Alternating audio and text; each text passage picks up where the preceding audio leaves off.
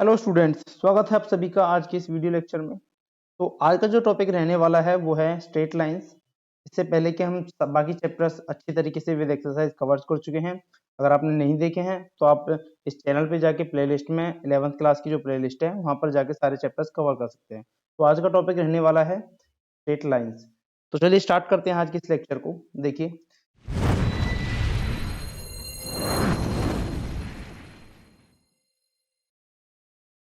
Straight line में थोड़ा सा पहले हम जो क्लास 10th में हमने कोऑर्डिनेट ज्योमेट्री में कुछ distance formula, section formula, area of triangle ये सब पढ़ के आए हैं, उसको एक बार रिकॉल कर लेते हैं। तो इसने हमने एक कोऑर्डिनेट ज्योमेट्री जो थी 10th क्लास की, उसमें हमने एक फॉर्मूला पढ़ा था, डिस्टेंस फॉर्मूला। डिस्टेंस फॉर्मूला क्या था कि अगर आपके पास कोई पॉइंट P है इस टाइप से, जिसके कोऑर्डिनेट है x1 और y1, और दूसरा पॉइंट है Q जिसके कोऑर्डिनेट है x2 एंड y2। अगर आपको इन दोनों के बीच की डिस्टेंस निकालनी है तो वो क्या हो जाएगी, PQ, जिसका फॉर्मूला क्या था, under the root x2 minus x1 का whole square plus y2 minus y1 का होल स्क्वायर। तो ये था आपके पास डिस्टेंस फॉर्मूला। किसी भी दो पॉइंट के बीच की आपको डिस्टेंस निकालनी थी तो इस टाइप से हम निकाल देते। उसके बाद हमने पढ़ा था सेक्शन फॉर्मूला, यानी कि कोई भी लाइन है उसको बीच में से कोई पॉइंट अगर दो भागों में, दो रेशो में अगर डिवाइड कर रहा है तो उस जो पॉइंट के कोऑर्डिनेट्स हैं वो कैसे निकालते हैं। तो उसमें x कोऑर्डिनेट निकालने का क्या था कि x2 m plus x1 n upon में m प्लस n, इस टाइप से था। अगर हम बात करें तो इस टाइप से हमारे पास ये लाइन है जिसके यहाँ कोऑर्डिनेट हैं x1 और y1, और यहाँ पर कोऑर्डिनेट है x2 और y2। यहाँ पर कोई पॉइंट है जिसकी कोऑर्डिनेट है x और y, जो कि इस लाइन को m और n अनुपात में या फिर रेशियो में डिवाइड करता है। तो अगर हम इस x के कोऑर्डिनेट निकालने हैं तो फॉर्मूला होता था x2 इंटू एम प्लस में x1 इंटू एन अपॉन में m प्लस n। तो ये उसके लिए फॉर्मूला था। सेम हम y के लिए फॉर्मूला अप्लाई करते हैं, यानी कि y2 इंटू में m प्लस में y1 इंटू में n अपॉन में m प्लस n। तो ये जो फॉर्मूला है, जो पॉइंट है ये वाला बीच वाला, इसके कोऑर्डिनेट निकालने के लिए हमने ये फॉर्मूला पढ़ा था। आपकी मर्जी, आपने बुक में कहीं पर m1 m2 लिखा होगा, nm2 लिखा होगा, जो भी है आप लिख सकते हो, आपकी मर्जी है। ये सिर्फ रेशोज होते हैं, इनकी वैल्यू को कोई खास इफेक्ट नहीं होता, बस आपको याद होना चाहिए कि आप किसकी मल्टीप्लाई किधर करते हो। ठीक है, उसके बाद अगर इन्हीं रेशो को हम इक्वल कर देते हैं कि m भी 1 हो जाता है और n भी 1 हो जाता है, तो ये वैल्यूज क्या हो जाएंगी, x1 की जो मल्टीप्लाई 1 के साथ, यानी कि मिड पॉइंट बिल्कुल बीच का पॉइंट बन जाएगा जहां पर दोनों ही इक्वल रेशो में आपके डिवाइड होंगे। तो x निकालने का फॉर्मूला क्या हो जाएगा, x1 प्लस x2 अपॉन में 2, और y निकालने के लिए y1 प्लस y2 अपॉन में 2। तो ये क्या कहलाएगा, आपका मिड पॉइंट फॉर्मूला कहलाता है। ठीक है, उसके बाद एक हमने लास्ट एक्सरसाइज में पढ़ा था कि अगर आपको ट्राइंगल के वर्टाइसिस गिवन हो, पहला वर्टाइसिस है x1 y1, दूसरा है x2 y2 और तीसरा है x3 y3, तो आपको इस ट्राइंगल का एरिया निकालना होता है, जिसके लिए हमने फॉर्मूला पढ़ा था 1/2 bracket x1 bracket y2 minus y3 plus x2 bracket y3 minus y1 plus x3 bracket y1 minus y2। यानी कि इस फॉर्मूले की हेल्प से आपने जो ट्राइंगल था उसका एरिया निकाला था। ठीक है, उसके बाद हम आगे जो 11th के टॉपिक जहां से स्टार्ट होते हैं वो है लाइन, स्लोप ऑफ लाइन। तो आज से हम जो 11th का टॉपिक है यहाँ से स्टार्ट कर रहे हैं। तो पहला टॉपिक है स्लोप ऑफ लाइन, यानी कि किसी भी लाइन का स्लोप क्या होता है, कैसे निकालते हैं। तो सबसे पहले हम स्लोप को डिनोट करेंगे m से। अब देख लेते हैं कि स्लोप होता क्या है, कि if the theta is the inclination of the line l with the positive direction of x axis, then tan theta is called slope or gradient of the line l। इसका मतलब क्या है कि अगर आपके पास इस टाइप से क्या है, ये एक्स एक्सिस और वाई एक्सिस है, और आपके पास कोई भी लाइन है, ये कोई लाइन मान लेते हैं हमारे पास, इस टाइप से लाइन एल है। एक्स एक्सिस की पॉजिटिव डायरेक्शन के साथ जो एंगल बन रहा है वो है थीटा। तो अगर हमें स्लोप निकालना हो किसी लाइन एल का तो m equal to tan theta होता है। यानी कि किसी भी लाइन का स्लोप, जो कि लाइन एल है, उसके स्लोप को हमने डिनोट किया है m से, और m की वैल्यू होती है टेन थीटा। यहाँ पर लिखा भी हुआ है कि the angle theta is the inclination of the line L with the positive. ये बिल्कुल ध्यान में रखने वाली बात है कि जो एंगल थीटा होना चाहिए वो एक्स एक्सिस के पॉजिटिव डायरेक्शन के साथ होना चाहिए। एंगल वैसे तो इंक्लाइनेशन इधर भी बन जाएगा, लेकिन ये वाला क्या हो जाएगा, 180 माइनस थीटा। तो ये आपको नहीं लेना, आपको सिर्फ पॉजिटिव डायरेक्शन वाला एंगल ही लेना है, वो भी एंटी क्लॉक डायरेक्शन में, यानी कि इस टाइप से। ठीक है, with the positive direction of x-axis, then tan theta is called slope या फिर gradient of the line L। यहाँ पर हमने लिखा भी हुआ है कि m equal to tan theta, जहां पर थीटा की वैल्यू जो है 90 नहीं हो सकती, क्योंकि इंक्लाइनेशन का मतलब होता है थोड़ा सा झुकाव किसी भी एंगल। अगर आपने बिल्कुल 90 एंगल कर दिया तो ऐसे बिल्कुल सीधी खड़ी हो जाएगी लाइन, जिसका कोई स्लोप हमको डिफाइन नहीं होता है। ठीक है, स्लोप का मतलब ही होता है इंक्लाइनेशन। ठीक है, वहां पर एक पॉइंट है हाईलाइट, कि slope of x axis is zero. ये एक्स एक्सिस होता है इस टाइप से, और इसका स्लोप बिल्कुल x के रेस्पेक्ट में जीरो एंगल बनाए तो क्या हो गया, जीरो स्लोप हो गया। And y axis is not defined, y axis क्या होता है, इस टाइप से परपेंडिकुलर, तो y एक्सिस का स्लोप डिफाइन नहीं होता है और x एक्सिस का स्लोप क्या होता है, जीरो होता है। ठीक है, उसके बाद हम पढ़ते हैं slope of line when coordinates of any two points on the line are given, मतलब कोई भी लाइन है और उस पर दो पॉइंट आपको गिवन है, उस केस में हम उस लाइन का स्लोप कैसे निकालेंगे। ठीक है, तो उस केस में हमारे पास इस टाइप की जो स्लोप निकालना होता है दो टू पॉइंट फॉर्म स्लोप में, तो उसमें दो केस होते हैं। पहला केस ये है कि आपका जो एंगल बन रहा है वो एक एक्यूट एंगल बन रहा है, यानी कि एंगल इज एक्यूट, इसका मतलब थीटा जो है 90 डिग्री से कम का है। अच्छा, ये हमने एक जो है डायग्राम बना रखा है, इधर डायग्राम में देखेंगे अपने राइट साइड में, तो डायग्राम में क्या है कि ऐसे एक्स एक्सिस और वाई एक्सिस है इस टाइप से, ये एक लाइन है एल, यहाँ पर ये लाइन एल है, इस टाइप से आपको नजर आ रही है, एल लाइन है। यहाँ पर हमने पॉइंट पी लिया है, यहाँ पर पॉइंट क्यू लिया है और यहाँ पर पॉइंट एम लिया है। ठीक है जी, थीटा है एक्स एक्सिस के साथ, यहाँ पर थीटा है और हमने पहला लाइन ली है पी एम, तो यहाँ पर भी जो है एंगल थीटा ही हो जाएगा। अच्छा जी, अब आगे बात करते हैं, तो ट्राइंगल की बात करते हैं, ट्राइंगल क्यू एम पी या फिर पी एम क्यू, कोई भी आप ट्राइंगल ले सकते हो, कोई क्या जो हमने बनाया वही ट्राइंगल लेंगे, इसको नाम आप दे सकते हो या तो क्यू एम पी लिख लो या फिर पी एम क्यू लिख लो। तो एंगल जो है M P Q, M P Q ये वाला एंगल, इसकी वैल्यू क्या है, थीटा है, जो कि आपको हमने लिख रखी है कि angle P M Q equal to theta. Therefore slope of line L equal to M होगा, स्लोप को हम एल से डिनोट करते हैं, और एम की वैल्यू क्या हो जाएगी, एम की वैल्यू हो जाएगी टेन थीटा, यही हमने पढ़ा अभी तक, स्लोप क्या होता है, टेन थीटा होता है, तो इसको हमने नाम दिया इक्वेशन नंबर 1। अब हम बात करते हैं ट्राइंगल पी एम क्यू, जो हमने ट्राइंगल लिया है ये वाला, इस वाले ट्राइंगल बात करते हैं, क्योंकि ये एक कैसा ट्राइंगल है, ये एक राइट एंगल ट्राइंगल है। ठीक है, तो यहाँ पर अगर हम टेन थीटा की वैल्यू निकालना चाहें, आपको पता है टेन थीटा होता है परपेंडिकुलर अपॉन में बेस, यहाँ पर परपेंडिकुलर क्या है, एम क्यू, तो हमने लिखा एम क्यू, अपॉन में बेस की वैल्यू क्या है, एम पी, तो हमने लिखा एम क्यू अपॉन में एम पी। अच्छा, अब एम क्यू की वैल्यू जो है आप जो डिस्टेंस फॉर्मूला उसकी हेल्प से निकाल लोगे। यहाँ पर देखो, यहाँ पर भी x2 है, इस m के कोऑर्डिनेट क्या होंगे, वो भी आपके पास क्या होंगे x2, और y की कोई वैल्यू यहाँ पर क्या है 1, तो इसके कोऑर्डिनेट बात करें, हम इसको थोड़ा साफ कर लेते हैं पहले।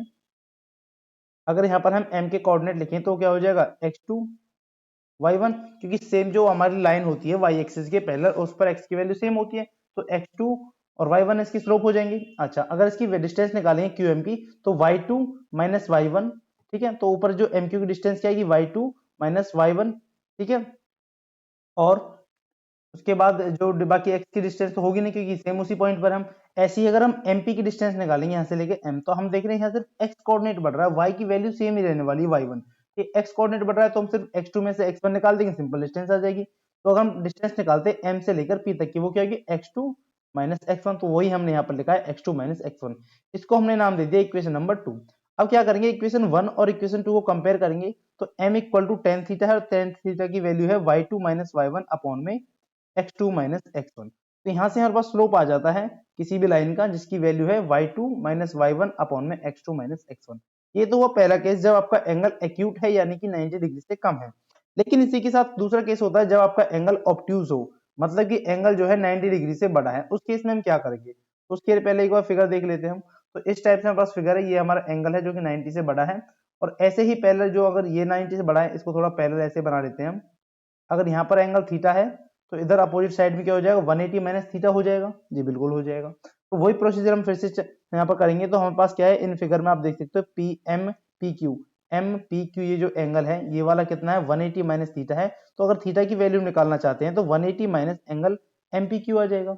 अच्छा जी, स्लोप ऑफ लाइन, अच्छा आप सोचोगे यहाँ पर माइनस क्यों किया, क्योंकि हमें जो स्लोप लेना होता है वो पॉजिटिव डायरेक्शन के साथ लेना है, और पॉजिटिव डायरेक्शन के साथ एंगल बन रहा है थीटा, इसलिए हमने यहाँ पर थीटा की वैल्यू निकाली है। तो theta equal to 180 minus angle M P Q. हमें पता है स्लोप क्या होता है, एम होता है किसी लाइन को, और एम की वैल्यू होती है tan theta. Tan theta, theta की जो वैल्यू है 180 माइनस का एंगल एम पी क्यू, ये पुट कर देंगे। टेन 180 माइनस थीटा क्या होता है, माइनस का टेन थीटा होता है, और यहाँ पर एंगल क्या है, एंगल एम पी क्यू, यानी कि M equal to minus of tan angle M P Q, ये वैल्यू आ जाएगी, इसको हमने इक्वेशन नाम दिया 1। ठीक है, उसके बाद हम क्या करेंगे कि जो वही अपना ट्राइंगल लेंगे, कौन सा ट्राइंगल क्यू एम पी, एक बार यहाँ देख लेते हैं हम, ये रहा हमारे पास ट्राइंगल क्यू एम पी, ये वाला हमारे पास ट्राइंगल है, इसमें वही टेन थीटा निकालेंगे, टेन थीटा नहीं निकाले, इसमें टेन वो निकालेंगे एंगल एम पी क्यू, ये वाला एंगल है, तो इस वाले एंगल के अकॉर्डिंग टेन की वैल्यू निकालेंगे, जो क्योंकि परपेंडिकुलर अपॉन में बेस, यानी कि एम क्यू अपॉन में MP, MQ अपॉन में MP, और इनकी डिस्टेंस निकालेंगे, वही फिर से वही तरीका सेम। MQ की डिस्टेंस कितनी हो जाएगी, MQ की डिस्टेंस हो जाएगी कितनी, y2 माइनस के y1। यहाँ जो MQ ये वाली वैल्यू है, यहाँ पर क्या कोऑर्डिनेट हो रहा है, MQ से हम सिर्फ y की ओर बढ़ रहे हैं, x तो वही सेम वैल्यू है, तो y2 में से y1 माइनस कर देंगे तो MQ के बीच की डिस्टेंस आ जाएगी, यानी कि हमने निकाला M2 sorry y2 minus y1। अब बात करते हैं M और P, MP के बीच की डिस्टेंस अगर हम निकालनी है तो कैसे निकालेंगे, ठीक है भाई। अब हम निकाल लेते हैं डिस्टेंस बिटवीन ये वाली, ये MP की डिस्टेंस निकाल लेते हैं, यानी कि इस कोऑर्डिनेट्स में से ये वाले कोऑर्डिनेट माइनस कर देंगे।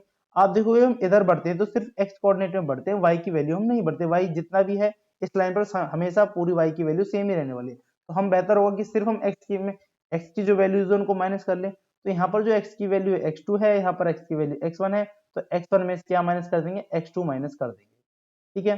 अच्छा जी, अब ये इक्वेशन नंबर 2 हो गई। अब फिर से हमारा काम क्या होगा कि हम इक्वेशन 1 और इक्वेशन 2 को कंपेयर करेंगे। फिर से हमने वही लिखा है कि फ्रॉम इक्वेशन 1 एंड इक्वेशन 2, दोनों इक्वेशन को हम कंपेयर कर देंगे। इक्वेशन कंपेयर करेंगे तो m equal to minus tan theta, क्योंकि हमारे पास ऊपर जो वैल्यू आई थी इक्वेशन 1 में वो क्या आई थी, यहाँ पर अगर हम देखें तो यहाँ पर जो वैल्यू आई है m इक्वल टू माइनस के टेन थीटा आई है, ठीक है। और हमारे पास इक्वेशन 2 में वैल्यू आई है m tan theta equal to y2 minus y1 upon में x1 माइनस x2। यहाँ से दोनों को कंपेयर करेंगे तो m की वैल्यू जो है माइनस टेन थीटा, और टेन थीटा की वैल्यू ये माइनस तो एज इट इज ये वाला हो गया, और टेन थीटा की वैल्यू हम पुट कर देंगे y2 माइनस y1 अपॉन में x1 माइनस x2। यहाँ से हम x1 माइनस x2 में से माइनस कॉमन लेंगे तो ये वाला माइनस कैंसिल होगी, क्या वैल्यू हो जाएगी, y2 माइनस का y1 अपॉन में x2 माइनस का x1। तो फिर से हमारे पास स्लोप क्या आ जाता है, m equal to y2 minus y1 upon में x2 माइनस x1। तो यहाँ से भी हमारे पास सेम ही स्लोप आता है, तो हम क्या कह सकते हैं, x जो हमारे पास स्लोप आया है वो आ गया y2 माइनस y1 अपॉन में x2 माइनस x1। ये कब आया है, जब हमारे पास किसी भी लाइन के दो पॉइंट गिवन हो, उस केस में हम स्लोप निकालते हैं इस तरीके से। अब स्लोप निकाल लिया, कुछ लाइन की कंडीशंस होती हैं, यानी कई बार होता है लाइन पैरेलल होती है और कई बार लाइन परपेंडिकुलर हो सकती है, कई बार लाइन कैसे हो सकती है, इंटरसेक्टिंग होगी। तो तीनों ही केसेस को हम पढ़ने वाले हैं। तो पहला केस क्या है कि अगर लाइंस L1 और L2 आर पैरेलल लाइंस है, कोई भी इस टाइप से दो लाइन है ये पैरेलल है, तो पैरेलल है तो सीधी बात तो उनका स्लोप क्या होगा, इक्वल होगा। आपको पता है अगर जैसे हमने ये हमारे पास क्या हुआ, कोई भी एक्सिस है, ये दो लाइन है इस टाइप से, ठीक है। तो यहाँ पर जो एंगल अगर ये पैरेलल है, यहाँ पर एंगल अल्फा बना तो एंगल यहाँ पर भी तो अल्फा ही बनेगा, इसका स्लोप m आएगा तो इसका भी स्लोप m आएगा। तो हम पहली लाइन का जो स्लोप m1 मान लेते हैं, दूसरे का स्लोप m2 मान लेते हैं। और अगर लाइन पैरेलल है तो दोनों की स्लोप कैसे होंगे, इक्वल होंगे। m1 का मतलब tan थीटा 1, क्योंकि यहाँ पर मान लेते हैं इसने थीटा 1 का एंगल बनाया तो यहाँ पर थीटा 2 का बनाया, tan theta 1 equal to tan theta 2। इसका मतलब क्या है कि अगर लाइन पैरेलल है तो उनकी स्लोप क्या हो जाएंगे, इक्वल हो जाएंगे, ठीक है जी। उसके बाद अगर हमारे पास लाइन पैरेलल ना होकर लाइन है परपेंडिकुलर, जैसे कि ये हमारे पास कोई भी एंगल इस टाइप से है, ठीक है। तो एक हमारे पास लाइन यहाँ पर है जिसकी वैल्यू है, हम मान लेते हैं यहाँ पर थीटा, इसकी वैल्यू जो मान लेते हैं थीटा 1 मान लेते हैं, और एक लाइन इस टाइप से हमारे पास है जिसकी यहाँ पर दोनों आपस में क्या है, परपेंडिकुलर है। तो ये जो एंगल बना रहा है यहाँ पर, ये एंगल बना रहा है आपके पास थीटा 2। अगर हम थीटा 2 की वैल्यू निकालें तो यहाँ पर कितना 90 डिग्री का एंगल है, और ये कितना एंगल थीटा 1, तो थीटा 2 की वैल्यू हो जाएगी थीटा 1 प्लस में 90। तो ऐसा लिख सकते हैं कि theta 2 equal to theta 1 plus में 90। अच्छा दोनों तरफ टेन ले लेते हैं, tan theta 2 equal to tan theta 1 plus में 90। तो टेन 90 प्लस थीटा क्या होता है, माइनस कॉट थीटा, यानी कि tan theta 2 equal to minus cot theta 1। Tan theta 2 equal to minus cot theta 1, यहाँ से क्या करेंगे, कॉट थीटा आपको पता है 1 अपॉन टेन थीटा होता है, तो ये जो कॉट थीटा है ये हो जाएगा 1 अपॉन में टेन थीटा 1। उसके बाद इस टेन थीटा 1 को इधर ले जाएंगे तो टेन थीटा 1 इंटू में tan theta 2 equal to minus के 1। आपको पता है टेन थीटा 1 जो हमने लिया है वो m1 माना है, यानी कि फर्स्ट लाइन का स्लोप है, और टेन थीटा 2 हमारे पास m2 है, यानी कि सेकंड लाइन का स्लोप है। यहाँ से क्या रिजल्ट आ गया कि m1 dot m2 equal to minus 1, यानी कि अगर आपके पास दो लाइन कैसी हैं, परपेंडिकुलर है, तो उनके स्लोप का जो प्रोडक्ट होगा वो क्या होगा, माइनस 1 के इक्वल होगा। तो यहाँ से आपके पास दो रिजल्ट आ गए, एक पैरेलल का, अगर आपकी लाइन पैरेलल है तो स्लोप आपके इक्वल होंगे, और अगर आपकी लाइन कैसी है, परपेंडिकुलर है, तो दोनों स्लोप का जो मल्टीप्लीकेशन प्रोडक्ट होगा वो क्या होगा, माइनस 1 के इक्वल होगा, ठीक है। उसके बाद हम देखते हैं थर्ड केस, यानी कि अगर आपकी लाइन दो इंटरसेक्टिंग है तो उनके बीच कोई ना कोई एंगल बनेगा। अब ये नेक्स्ट जो टॉपिक है हमारे पास, या फिर कह सकते हो एंगल बिटवीन टू लाइंस, तो दो लाइंस के बीच का एंगल है। आपके पास लाइन L1 है इस टाइप से ये रही, और लाइन L2 है यहाँ पर।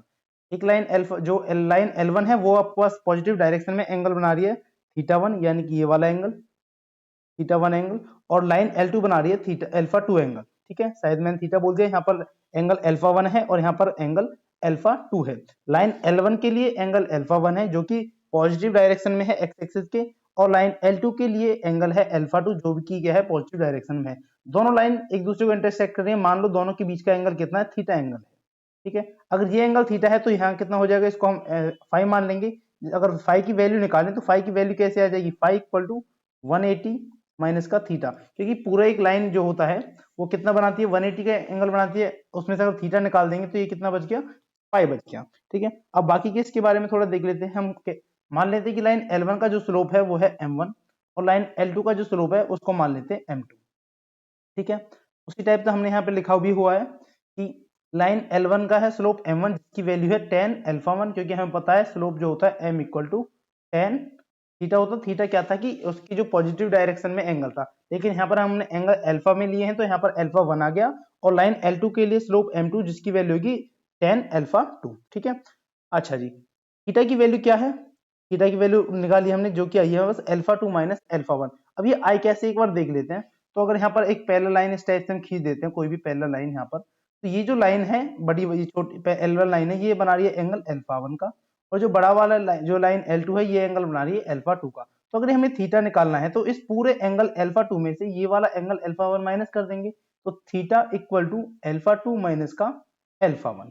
ठीक है, आई होप अब आपको ये जो वैल्यूज हैं अल्फा अल्फा की समझ में आ रही होंगी कि हमने थीटा की वैल्यू अल्फा 2 माइनस अल्फा 1 ली है तो कैसे ली है। तो यहाँ पर हमने लिखा हुआ है theta equal to alpha 2 minus alpha 1, दोनों साइड हम tan ले लेंगे, tan theta equal to tan of alpha 2 minus alpha 1। tan theta equal to, again इसको सॉल्व करेंगे आगे, ये फॉर्मूला होता है tan alpha minus alpha 2 minus alpha 2, यानी कि अगर वैल्यू निकालें tan of x minus y का जो फॉर्मूला लगाया हमने, tan x minus tan y upon में 1 प्लस में tan x tan y, तो वही फॉर्मूले का यूज हमने यहाँ पर किया है, tan alpha 2 minus tan alpha 1 upon में 1 प्लस में tan alpha 2 into tan alpha 1।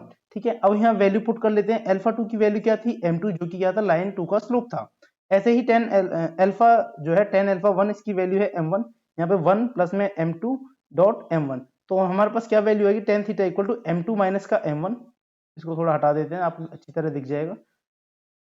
तो वैल्यू आ गई टेन थीटा की m2 माइनस m1 अपॉन में 1 प्लस m2 m1, जहां पर 1 plus m1 m2 is not equal to 0 है, क्योंकि नीचे की वैल्यू को 0 कर देंगे तो ये इन्फिनिटी बन जाएगा, इसलिए हम नॉट इक्वल टू 0 लेंगे। तो यहाँ से टेन थीटा की वैल्यू आ गई है।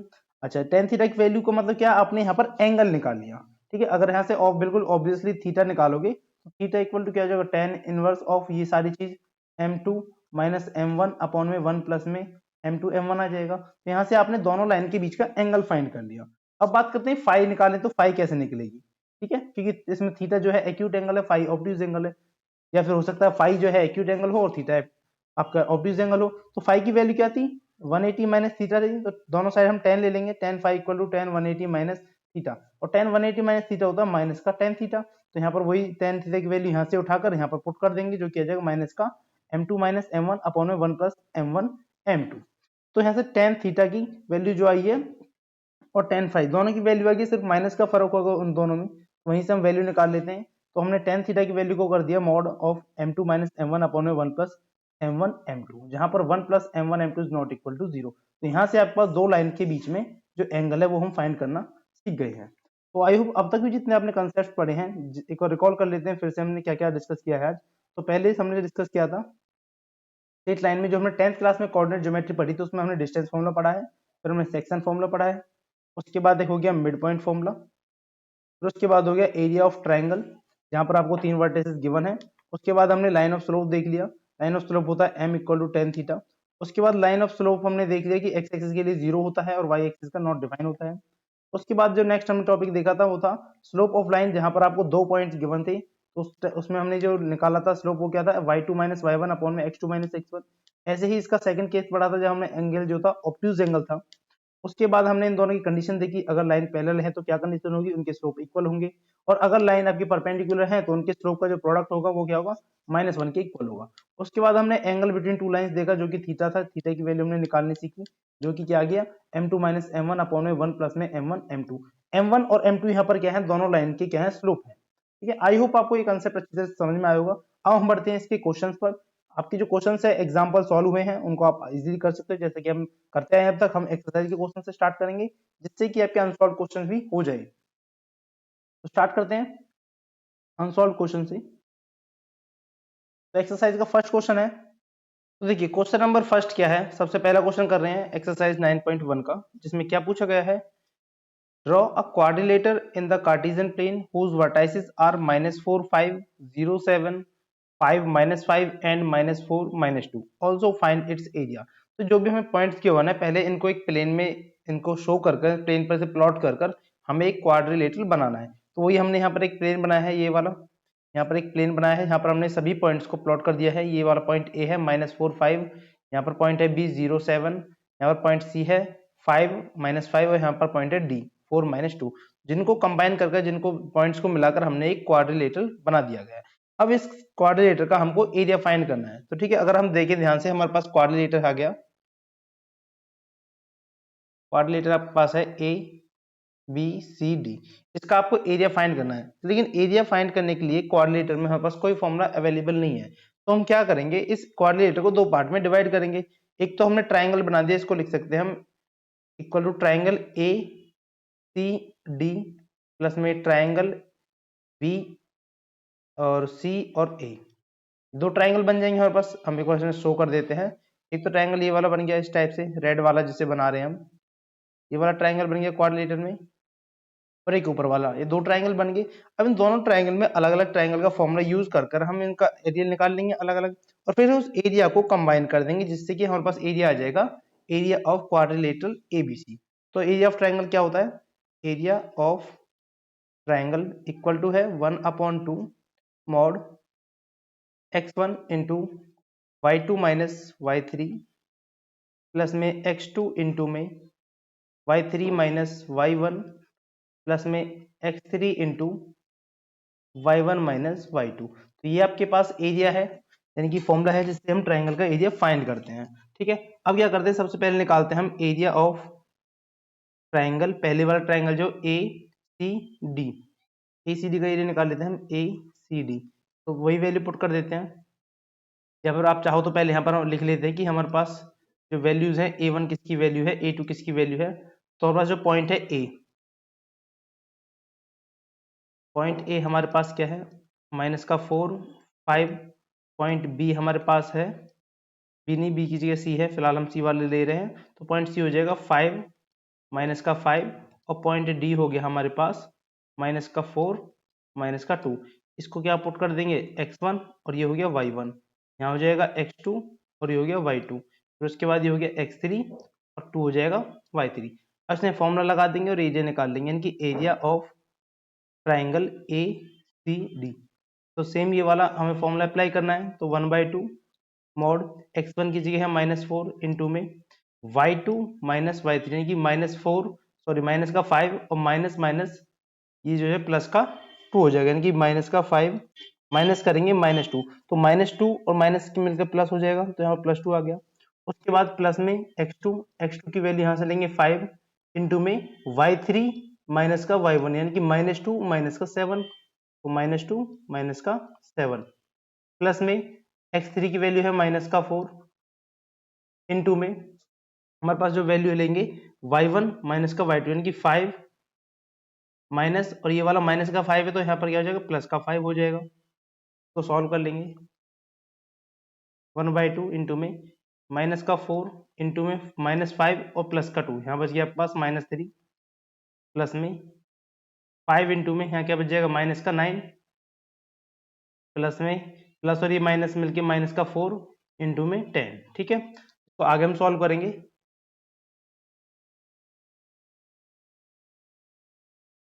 आगे सॉल्व करेंगे तो क्या वैल्यू आ जाएगी, 1/2 इंटू -4 और -3 दैट इज प्लस का 12, क्योंकि इनकी मल्टीप्लाई करेंगे तो +12 आ जाएगा, प्लस में 45 माइनस का 40।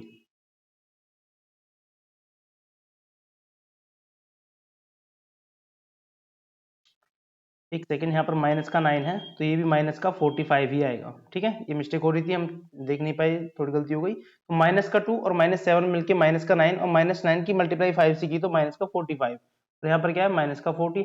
अब इनको सॉल्व करेंगे तो क्या वैल्यू आएगी हमारे पास 40 एंड 80 माइनस का 12 कर देंगे। दोनों ये भी कितना है माइनस का 45 ही है, माइनस का 14 को आगे सॉल्व करेंगे 1/2 ब्रैकेट 12 माइनस का 85। इनको फिर से सॉल्व करेंगे तो वैल्यू आ जाएगी 63। यानी कि अगर ओवरऑल वैल्यू चेक करें तो 63/2, क्योंकि अगर ये वैल्यू माइनस की भी आती है तो मॉड के बाद प्लस वैल्यू हो जाएगी। तो एरिया जो आया है ट्रायंगल ACD वो आ गया आपके पास 63/2। इसी टाइप से हम नेक्स्ट वाला एरिया यानी कि एरिया ऑफ ट्रायंगल BCA निकाल लेंगे, उसको यहाँ पर निकाल लेते हैं। तो अब निकालना हमें ट्रायंगल के पहले पॉइंट लिख लेते हैं। पहला पॉइंट है B जिसकी वैल्यू है 0 7, फिर पॉइंट है C जिसकी वैल्यू है 5 माइनस का 5, फिर उसके बाद पॉइंट हमको लेना है पॉइंट A जिसकी वैल्यूज है 4 5। वही सेम प्रोसीजर, इसको x1 और y1 मान लेंगे, यहाँ पर x2 और y2 हो जाएगा, यहाँ पर x3 और y3 हो जाएगा। वही एरिया का फॉर्मूला लगा देंगे हम, एरिया ऑफ ट्राइंगल BCA। तो क्या फॉर्मूला होगा 1/2 मॉड x1 की जगह क्या आ जाएगा 0 इंटू में -5 माइनस का 5, तो -5 माइनस का 5, ये y2 माइनस y3 करते हैं, y2 की वैल्यू है -5 और y3 की वैल्यू है 5, दोनों को माइनस कर देंगे। उसके बाद प्लस में लेते हैं x2 की वैल्यू जो कि है 5 इंटू में y3 माइनस का y1 यानी कि 5 माइनस का 7 इंटू में सॉरी प्लस में करेंगे x3 की वैल्यू जो कि है माइनस का 4 इंटू में y1 माइनस का y2, तो ये y1 7 है और y2 माइनस का 5 है, तो क्या हो जाएगा 7 प्लस 5।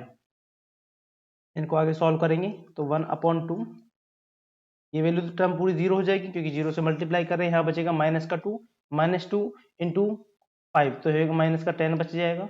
उसके बाद -4 यहाँ पर 12 इंटू -4 दैट इज माइनस का 48।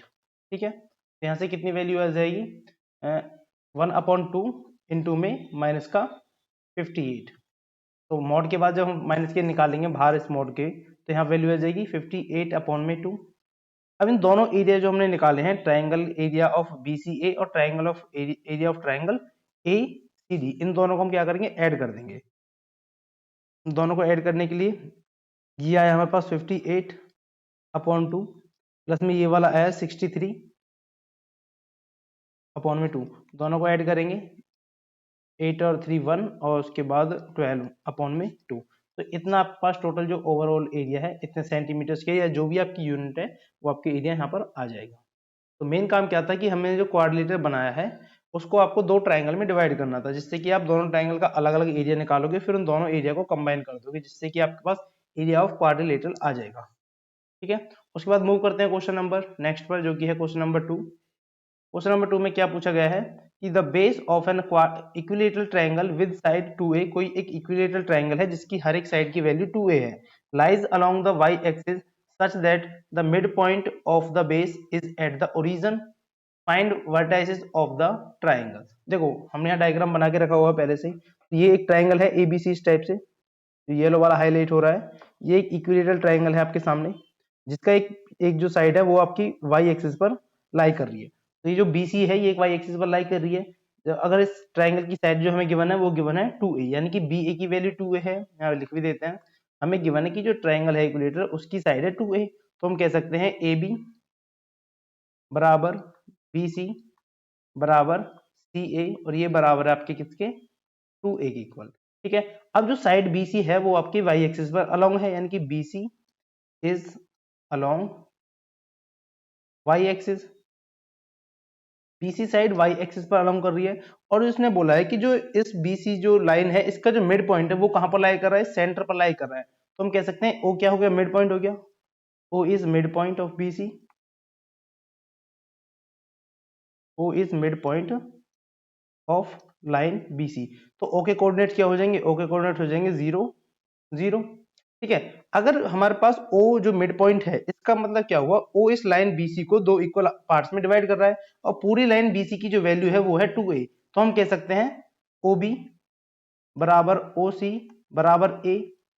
अगर मिड पॉइंट है बीच में लाई कर रहा है तो दोनों को हाफ हाफ कर देगा, इसका मतलब O से B तक की वैल्यू A हो गई और O से C तक की वैल्यू भी A हो गई। ठीक है, अब हमें बताना है कि इस ट्रायंगल के वर्टाइसेस क्या है, यानी कि हमें बताना है B जो पॉइंट है उसमें क्या पॉइंट्स आएंगे, उसके वर्टाइसेस पे x और y की वैल्यू बतानी है, ऐसे ही हमें A की वैल्यू बतानी है और ऐसे ही C की वैल्यू बतानी है। ठीक है, अच्छा, अगर हम बात करें बी की वैल्यू पर, तो बी लाई कर रहा है वाई एक्सिस पर, इसका मतलब एक्स की वैल्यू तो 100% जीरो होगी, तो बी के लिए एक्स की वैल्यू हो गई जीरो, और इसकी डिस्टेंस कितनी है, ए डिस्टेंस है, मतलब जो बी पॉइंट है इस सेंटर से ए डिस्टेंस पर है, जो कि वाई एक्सिस के अलोंग बढ़ रहा है, तो बी के कोऑर्डिनेट हो गए जीरो ए। ऐसे अगर सी की बात करें तो सी भी वाई एक्सिस पर है, तो सी की जो पहला अक्ष कोऑर्डिनेट होगा वो जीरो हो जाएगा, और सी नेगेटिव डायरेक्शन में वाई के में, तो यहाँ क्या हो जाएगा, माइनस का ए हो जाएगा। तो आपने बी और सी दोनों के कोऑर्डिनेट तो बता दिए, बी के कोऑर्डिनेट हो गए जीरो और ए, और सी के कोऑर्डिनेट हो गए जीरो माइनस के ए। ठीक है, इतनी बात समझ में आ रही है। अब रह जाता है आपके पास कोऑर्डिनेट ऑफ ए, तो ए के कोऑर्डिनेट निकालने के लिए हम क्या करेंगे, ट्राइंगल बी ओ सी की ओर थोड़ा फोकस करेंगे, ट्राइंगल बी ओ सी, इस वाले ट्राइंगल में देखेंगे जो रेड से हाईलाइट किया है,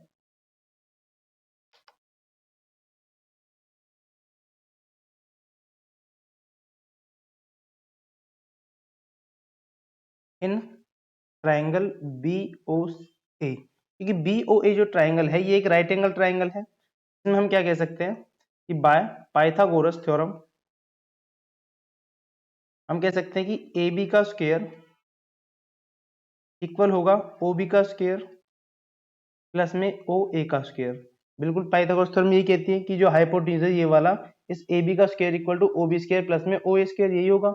अच्छा, ए बी की जो वैल्यू गिवन है आपको वो है टू ए, यानी कि टू ए का स्क्वायर प्लस में यहाँ से ओ से लेके बी की डिस्टेंस कितनी है, ए है, तो यानी कि ए का स्क्वायर प्लस में ओ से लेके ए की डिस्टेंस आपको नहीं पता, तो आप इसको ऐसे ही रहने देंगे। ठीक है, अच्छा यहाँ क्या वैल्यू आ जाएगी, four A square equal to A square plus में ओ ए का होल स्क्वायर। अब यहाँ से हम ओ ए की वैल्यू अगर निकालें तो क्या वैल्यू आ जाएगी, यहाँ से ओ ए की वैल्यू आ जाएगी ओ ए का whole square equal to four A square minus का A square equal to three A square. दोनों साइड हम क्या कर देंगे, रूट कर देंगे, तो ये वाले रूट से स्क्वायर कैंसिल, तो यहाँ क्या वैल्यू आ जाएगी, O A equal to under the root three A, और ये प्लस और माइनस दोनों की वैल्यू आएगी कि रूट के बाद जो वैल्यू आती है प्लस माइनस में आती है, यानी कि हम कह सकते हैं ओ ए की जो डिस्टेंस है यहाँ से लेकर इतनी जो डिस्टेंस है, ये डिस्टेंस कितनी आई है, अंडर द रूट थ्री ए आई है। अगर इधर साइड है तो पॉजिटिव है, लेकिन अगर बात करें इधर ए डैश की तरफ, तो यहाँ पर माइनस का अंडर रूट थ्री ए आ जाएगा, तो ए के कोऑर्डिनेट कितने आ गए, plus minus under root three A, और y की वैल्यू क्या हो जाएगी, जीरो, क्योंकि ये x एक्सिस पर लाई कर रहा है।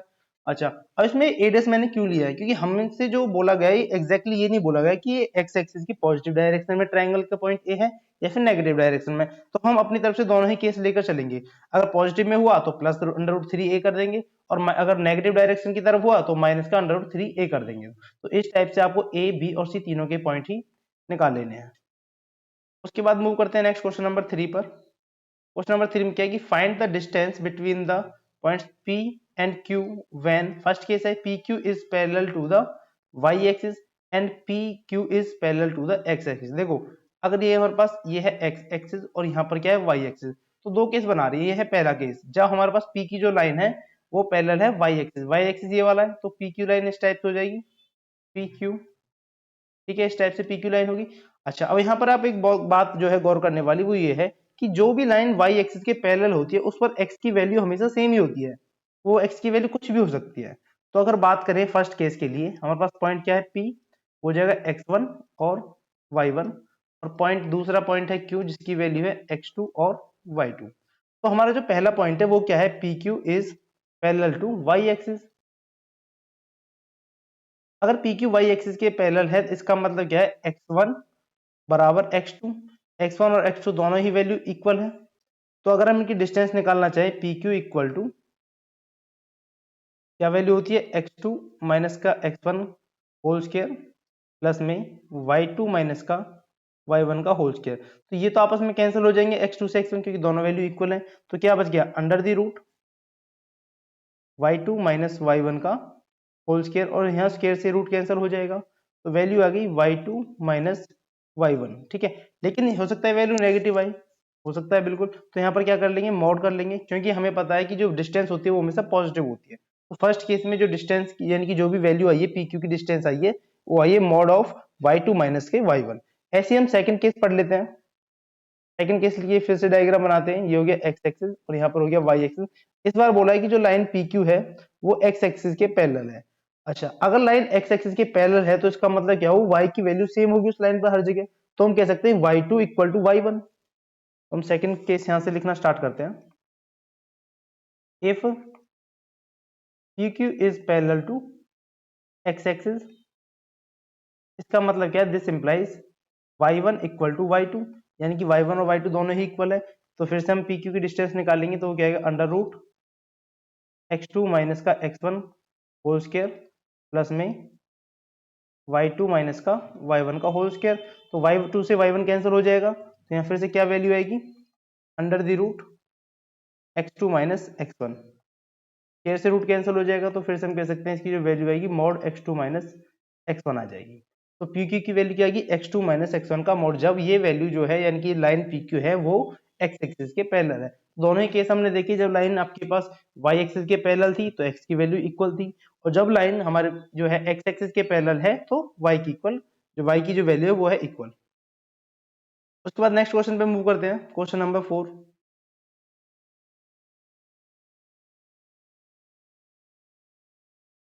देखिए नेक्स्ट है question number 4, find the point on the x axis which is equi distance from the point 7 6 and 3 4।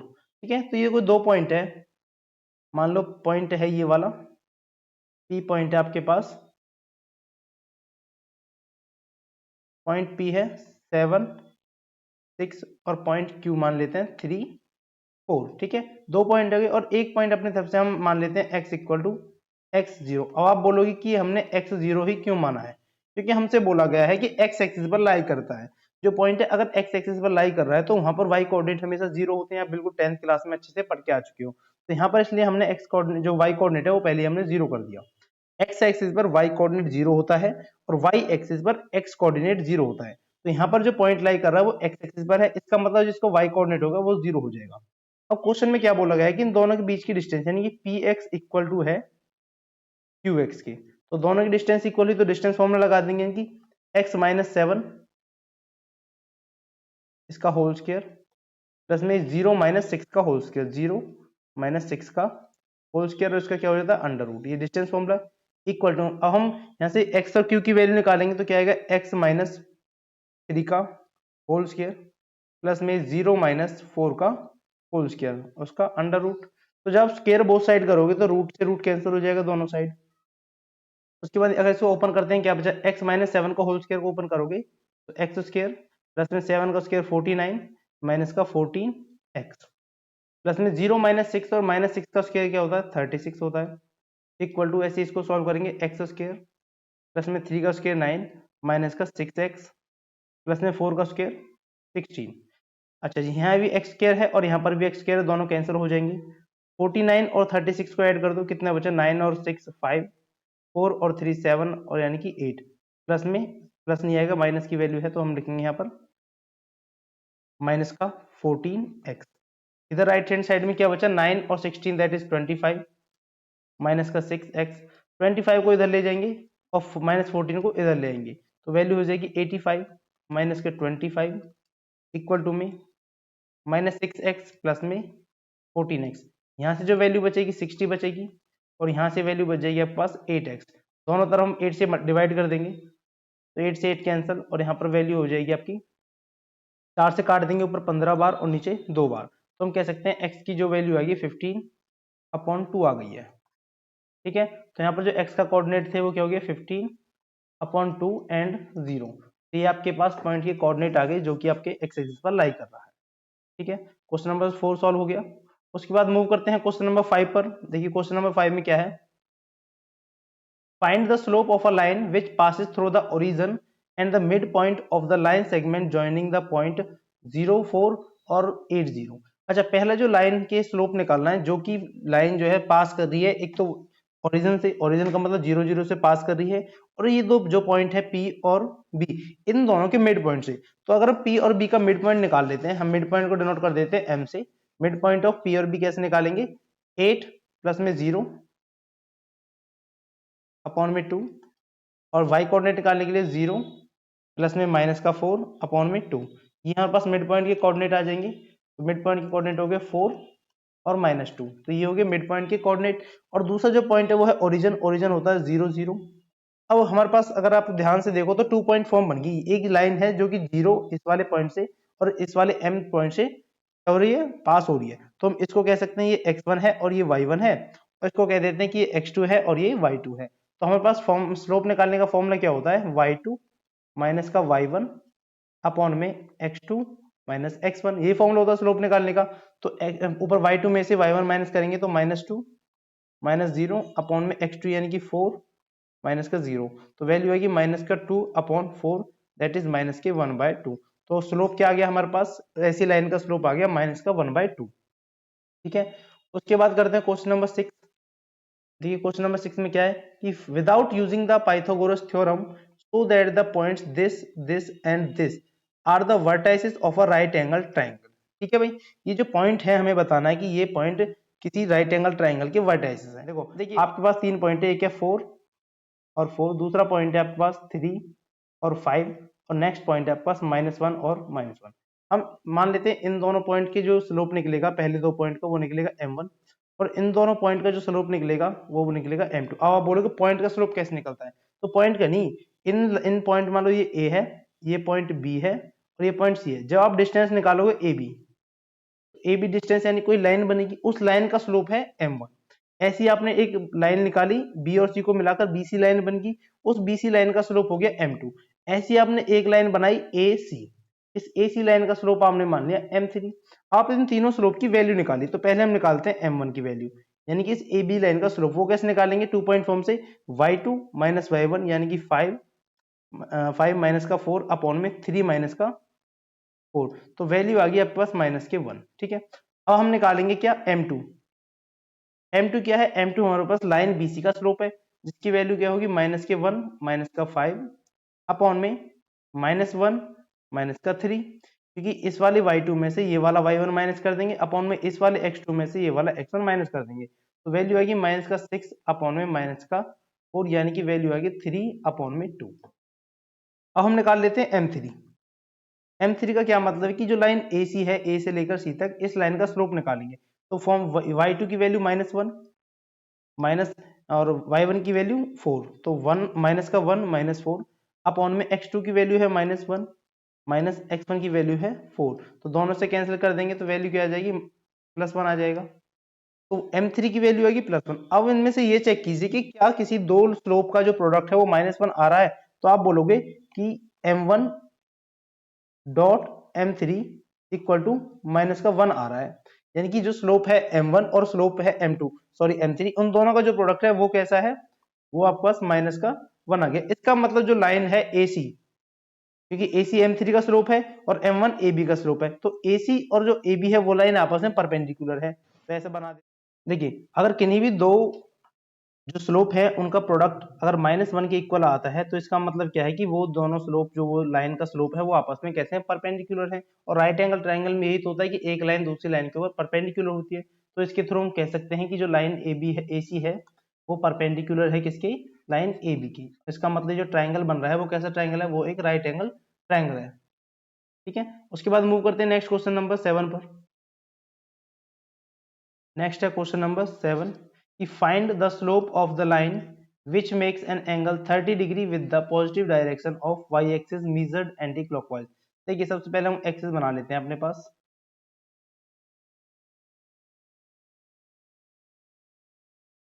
तो यहाँ पर क्या है, अगर देखी जाए तो ये हमारे पास x एक्सिस है और ये हमारे पास y एक्सिस है। क्वेश्चन में ये बोला गया है कि जो लाइन है वो y एक्सिस की पॉजिटिव डायरेक्शन के साथ 30 डिग्री का एंगल बना रही है, यानी कि लाइन कुछ इस टाइप से है और ये इसके साथ 30 डिग्री का एंगल बना रही है, ये बन गया 30 डिग्री का एंगल। ये कोई लाइन है L। हमसे बोला है कि इस लाइन का जो स्लोप क्या होगा, तो देखो 30 तो यहाँ तक हो गया, लेकिन ये 90 भी तो है इसमें, तो जो टोटल स्लोप निकालते हैं वो निकालते हैं positive direction of x axis के साथ में। तो टोटल जो एंगल हो गया ये कितना हो गया, 120। और स्लोप क्या होता है, लाइन का स्लोप होता है m equal to tan theta, जहां पर थीटा की वैल्यू क्या है, थीटा की वैल्यू हो गई आपके पास 120। अच्छा 120 को कैसे लिख सकते हैं हम, 120 को लिख सकते हैं 180 माइनस का 60 डिग्री। 120 को कैसे लिख सकते हैं, जी बिल्कुल लिख सकते हैं। तो टेन 180 माइनस थीटा होता है माइनस का टेन थीटा, और थीटा की जगह कितना है 60। अच्छा टेन 60 की वैल्यू होती है √3, तो हम कह सकते हैं जो लाइन का स्लोप आ गया वो है माइनस का √3। ये आपके पास लाइन का स्लोप आ गया है। ठीक है, उसके बाद करते हैं नेक्स्ट क्वेश्चन को, क्वेश्चन नंबर 8। क्वेश्चन नंबर 8 क्या है? Without using the distance formula, show that the points this and this are the vertices of the parallelogram. देखिए ये भी काफी अच्छा क्वेश्चन है। पहले एक पैरेललोग्राम बना लेते हैं।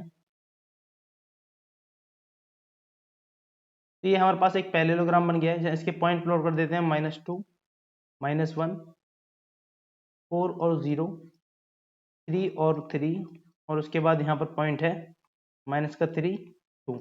अब हमें बिना डिस्टेंस फॉर्मूला का यूज करके हमें ये बताना है कि जो पॉइंट्स हैं ये किसी पैरेललोग्राम, इक्वालेटर जो कि पैरेललोग्राम है उसके पॉइंट है। तो आपको पता होगा पैरेललोग्राम में जो होते हैं आमने सामने की जो साइड होती है वो क्या होती है? पैरेलल होती है। और आपको पता है अगर दो लाइन या दो साइड पैरेलल हैं तो उनका स्लोप हमेशा क्या होगा? इक्वल होगा। हम कह सकते हैं कि यहाँ पर जो स्लोप आएगा इस वाली लाइन का स्लोप इस लाइन का इक्वल होगा। यानी कि अगर हम इसको नाम देते हैं ए, बी, सी और डी, हम कह सकते हैं if A B C D is a parallelogram.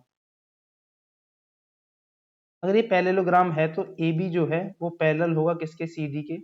And A D जो होगा वो पैरेलल होगा किसके? बी सी के।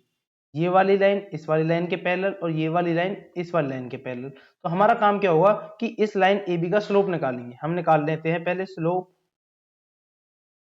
Of line A B. A B line का स्लोप निकालेंगे 0 माइनस का 1, 0 माइनस 1 अपॉन में 4 माइनस का 2, यानी कि 4 माइनस ऑफ -2, तो वैल्यू आ जाएगी 1 अपॉन में 6। तो इस लाइन का स्लोप आ गया 1 अपॉन में 6। ठीक है, मैं डायरेक्ट निकाल रहा हूँ बिना किसी x2 y2 के लिए, क्योंकि इतने क्वेश्चन आप कर चुके हो तो आई होप आपको समझ में आ रहा होगा कि y2 माइनस y1 क्या होगा, x2 माइनस x1 क्या होगा। ठीक है, उसके बाद हमने ए बी का स्लोप निकाल लिया। हम निकाल लेते हैं स्लोप ऑफ लाइन डीसी। इस डीसी लाइन का स्लोप निकालेंगे 3 माइनस का 2 करेंगे अपॉन में 3 माइनस का 3 करेंगे, तो 3 माइनस ऑफ -3, यहाँ पर वैल्यू 1/6 आ गई। इसका मतलब स्लोप कैसे आ गए? इक्वल आ गए। अगर दोनों के स्लोप इक्वल आ गई तो ये दोनों लाइन कैसी होगी? आपस में पैरेलल हो गई। Line A B is parallel to this implies line A B is parallel to line D C. ऐसे ही आप क्या करोगे? ए सी ए डी और बी सी का स्लोप निकालोगे। निकाल देते हैं, यही कर लेते हैं इसको। 3 माइनस 0 करेंगे, यहाँ पर 3 माइनस 0 अपॉन में 3 माइनस का 4 इक्वल टू माइनस का 3 अपॉन 1, यानी -3। अगर इस वाली लाइन का स्लोप निकाले, हम पहले यहाँ जगह खाली कर लेते हैं थोड़ी सी, निकाल लेते हैं इस लाइन का ए डी का स्लोप निकालेंगे तो 2 माइनस ऑफ -1 अपॉन में -3 माइनस ऑफ -2, यानी कि यहाँ पर वैल्यू आ गई माइनस का 3 अपॉन में ऊपर, सॉरी ऊपर आएगा 2 प्लस 1 इक्वल टू 3 अपॉन में -1, यानी कि यहाँ पर वैल्यू -3 रह जाएगी। तो ये वाला स्लोप और ये वाला स्लोप भी इक्वल आ गया। तो हम कह सकते हैं जो लाइन ए डी है वो पैरेलल है लाइन बी सी के। अगर दोनों लाइन जो है आमने सामने वाली वो पैरेलल है तो हम कह सकते हैं कि जो पूरा क्वाड्रिलेटरल है ये वाला, ये कैसा है? ये एक पैरेललोग्राम है और जो पॉइंट्स हैं ये एक पैरेललोग्राम के वर्टाइसेस हैं। ठीक है, उसके बाद हम मूव करते हैं नेक्स्ट क्वेश्चन पर, जो कि है क्वेश्चन नंबर 9। क्वेश्चन नंबर 9 में हमसे क्या पूछा है? Find the angle between the x axis and the line joining the points 3 -1 और 4 -2। तो इन दोनों पॉइंट से जॉइन होने वाली लाइन निकालो पहले। देखिए ये क्वेश्चन थोड़ा सा इसने घुमा के पूछा है, बाकी है क्वेश्चन बिल्कुल सिंपल क्वेश्चन है। इसने बोला है कि पहले आप एक्सिस बनाइए, ये आपके पास एक्स एक्सिस हो गया और ये कोई वाई एक्सिस हो गया। इसने बोला है कि एक लाइन है जो कि पॉइंट 3 -1 और 4 -2 पे क्रॉस हो रही है। तो 3 -1 किधर होगा? 3 पॉइंट यहाँ पर हो जाएगा और -1 इधर, यानी कि ये पॉइंट हो जाएगा यहाँ पर 3 माइनस का 1 इधर हो जाएगा पॉइंट। अच्छा ये पॉइंट यहाँ पर हो गया। एक पॉइंट है 4 माइनस का 2, 4 -2 पॉइंट कहाँ पर हो जाएगा? 3 इधर है, 4 पॉइंट हो जाएगा यहाँ पर। ठीक है, 4 -2 इन दोनों पॉइंट से पास होने वाली कोई लाइन इस टाइप से जाएगी और इसका स्लोप यानी कि एंगल बताना है इस एक्स एक्सिस के और इस वाई एक्सिस के बीच में, यानी कि ये वाला एंगल बताना है। ये एंगल क्या हो जाएगा? इस लाइन का स्लोप हो जाएगा। स्लोप कब निकालना है? जब आपके पास 2 पॉइंट फॉर्म के बनू, यानी कि हमें निकालना m equal to tan theta, जिसकी वैल्यू होती है y2 माइनस y1 अपॉन में x2 माइनस x1, यानी कि y2 माइनस y1 अपॉन में x2 माइनस x1। तो y2 की वैल्यू आपके पास है -2 और y1 की वैल्यू है -1, x2 की वैल्यू है 4 माइनस x और x1 की वैल्यू है 3। तो ऊपर से वैल्यू आ जाएगी -1 अपॉन में 1, यानी कि आपका स्लोप आ गया -1। आप कह सकते हो m इक्वल टू -1 आया है। अच्छा m इक्वल टू माइनस आया, इसका मतलब tan थीटा की वैल्यू आ गई है -1 और tan थीटा की वैल्यू -1 कब होती है? tan थीटा होता है 135 पर -1, यानी कि इसको हम लिख सकते हैं equal to tan of 90 plus में 45 डिग्री। ठीक है, यही होता है बिल्कुल 90 प्लस की 45 डिग्री पर क्या होता है, वैल्यू 1 होती है tan थीटा की, लेकिन इसको हम सेकंड क्वाड्रेंट में यानी 90 के थोड़ा सा आगे ले जाएंगे तो 45 सेकंड क्वाड्रेंट में लाई कर जाएगा, जहां पर tan की वैल्यू होती है नेगेटिव। तो दोनों एंगल कंबाइन करेंगे तो वैल्यू आएगी 135। तो आप कह सकते हैं दोनों के जो बीच के जो एंगल है वो आया है 135 डिग्री। ठीक है, आई होप आपको क्वेश्चन समझ में आ रहे होंगे। उसके बाद मूव करते हैं नेक्स्ट क्वेश्चन पर, क्वेश्चन नंबर 10 कि the slope of a line is double of the slope of the another line. मान लो कि आपके पास कोई लाइन है, कोई भी लाइन का स्लोप m है, और जो स्लोप है ये कि एक स्लोप हो गया m1 यानी कि पहली लाइन है उसका स्लोप m है, और दूसरी लाइन l2 है उसका जो स्लोप है इस स्लोप का डबल यानी कि क्या है 2m है। पहली लाइन का स्लोप m है, दूसरी लाइन का स्लोप इसी स्लोप का डबल यानी कि 2m है। इतनी बात दे रखी है। If the tangent of the angle between them is 1/3 यानी कि उन दोनों लाइन के बीच का जो एंगल का टेंजेंट है वो 1/3 गिवन है। ठीक है, यानी कि ये सिंपली कह सकते हैं tan थीटा की वैल्यू जो है आपको वो आपको 1/3 गिवन है। ठीक है, इतनी वैल्यू आपको गिवन, तो find the slope of the line. Slope find करने तो आपको पता है tan थीटा यानी कि फॉर्मूला क्या होता है m2 माइनस m1 अपॉन में 1 प्लस में m1 डॉट m2। ये किन्हीं भी दो लाइन के बीच के एंगल निकालने का फॉर्मूला हमने पढ़ा था। यहाँ पर tan थीटा की वैल्यू आपको 1/3 गिवन है, m2 की वैल्यू यानी कि सेकंड जो स्लोप है वो 2m है, माइनस फर्स्ट स्लोप आपके पास m गिवन है अपॉन में 1 प्लस में 2m इंटू में m। इसको आप सॉल्व कर लोगे तो 1/3 इक्वल टू m अपॉन में 1 प्लस में 2m स्क्वायर। अब यहाँ पर दो केसेस बनेंगे, इस मॉड के बाहर आने के बाद क्या होगा कि हो सकता है एक बार वैल्यू प्लस की आई और हो सकता है एक बार वैल्यू माइनस की आई, तो हम दोनों ही केसेस को लेके चलेंगे। तो पहला केस हम यहाँ ले लेते हैं। तो अगर वैल्यू को हम माइनस का लेके चलते हैं यानी कि 1/3 इक्वल टू माइनस का m अपॉन में 1 प्लस में 2m स्क्वायर। अगर ये वैल्यू माइनस की आती है तो इनकी आपस में क्रॉस मल्टीप्लाई करेंगे तो 1 प्लस में 2m square equal to minus का 3m, इसको भी एक साइड ले जाएंगे तो 1 प्लस में 2m स्क्वायर प्लस का 3m इक्वल टू 0। इस इक्वेशन को जब आप सॉल्व करोगे तो क्या वैल्यू आएगी 2m स्क्वायर प्लस में 3m प्लस में 1 इक्वल टू 0। 3m के फैक्टर करो 2m स्क्वायर प्लस में 2m प्लस में m प्लस में 1 इक्वल टू 0। इन दोनों में से 2m कॉमन लेंगे तो क्या आएगा 2m कॉमन हुआ तो m प्लस 1 बचा, और यहाँ पर प्लस 1 कॉमन लेंगे तो यहाँ भी क्या बचेगा m प्लस 1 बचेगा। इसका मतलब एक ब्रैकेट में 2m प्लस 1 और एक ब्रैकेट में m प्लस 1। तो यहाँ से जो वैल्यूज आएंगी m की वैल्यू आ गई माइनस के 1 और माइनस के 1/2, दो वैल्यूज आ जाएंगी। ऐसी जब इस वैल्यू को आप पॉजिटिव लोगे यानी कि 1/3 इक्वल टू m अपॉन में 1 प्लस 2m, फिर पॉजिटिव वैल्यू आ गई।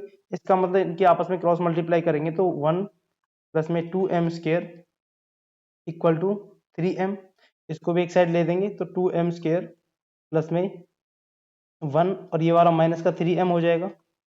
इसको जब सॉल्व करोगे तो यहाँ से m की वैल्यू आपके पास 1 और माइनस के 1/2 इस टाइप से वैल्यू आ जाएंगी। तो दो लाइन का जो स्लोप है वो इस टाइप से आ जाएंगे, या तो m अगर आप m की वैल्यू -1 लोगे तो दूसरा स्लोप क्या आएगा माइनस का 1/2 आएगा। ठीक है, तो इस टाइप से जो है आपकी वैल्यू की स्लोप आ जाएंगे। इनमें जो है वैल्यू आप पुट करते जाओगे, m की वैल्यू -1 1/2 या फिर 1 और प्लस का 1/2, इनमें जो भी आप वैल्यू पुट करोगे उसके अकॉर्डिंग आपकी स्लोप है जो आ जाएंगे।